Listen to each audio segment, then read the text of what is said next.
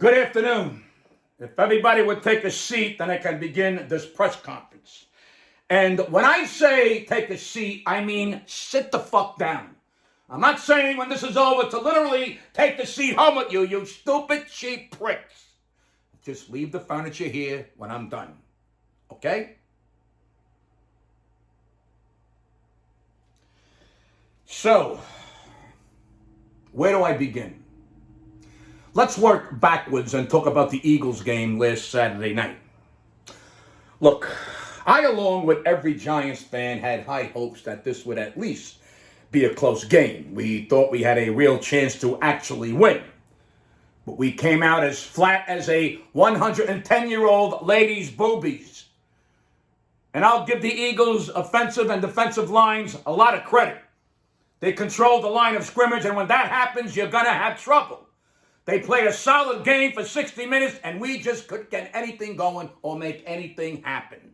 So I take my hat off to a team that I hate, but I have respect for. The Eagles deserve to win that game. Okay, enough of that. I am so damn proud of this group of guys who represented the New York Giants this year. Damn proud. We saw Danny Jones show us what he is capable of doing when he has a better team around him. He went 10-7-1 in the games he started. We saw the difference a coaching staff can make. Dable did a hell of a job. Hell of a job. Now, because you're all stupid fucks, let me explain the value of Dable and put Danny in perspective, because you all think the Giants' past was all rainbows and bunny turds where Phil Simms and Eli Manning are concerned. So here's the reality. Phil Simms was entering his 5th season when Parcells came in as a rookie head coach. And it took 3 seasons and some shit between the two of them before they got it together and became great. Tom Coughlin was a rookie Giants head coach when Manning was also a rookie, and it took them 4 seasons before they got their shit together and won a Super Bowl. Success doesn't happen overnight. Dable is on track with Daniel Jones after Jones suffered through his first 3 years with bullshit head coaches and coaching staffs. It was Dable who figured it out. It was Dable who molded and guided and developed Daniel Jones into the best version of Daniel Jones. Dable was a genius at identifying and then designing what gave Jones his best chance to succeed. Dable united this team, this organization, this fan base, and Dable is the guy who made this place fun again. And don't forget what Schoen did too in his first year as GM. Look at his first draft. Tibbs, Neal, Bellinger, and so many more young good players who had a great impact on what we accomplished. From a player's standpoint, Saquon had a terrific season and for the most part showed us what he can do on the ground with short passes when he is healthy. Breida was an unsung hero. The guy played solid as a rock when he was called on. Bellinger needs to stay healthy. Slayton and Hodgkins really picked it up and gave us the receivers we needed when we were struggling.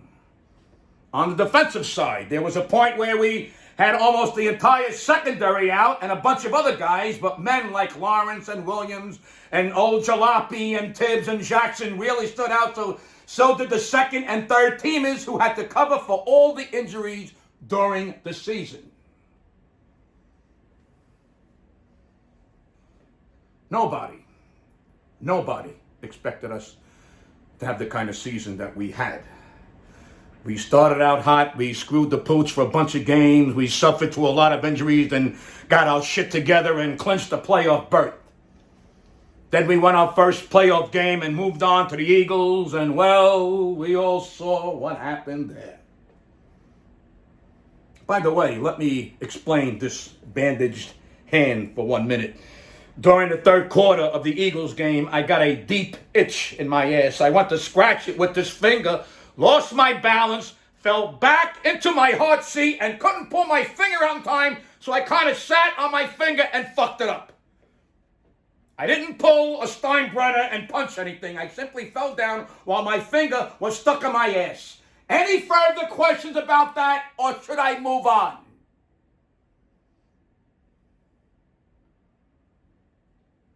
The bottom line is this Giants team is poised for great things. We're way under the cap.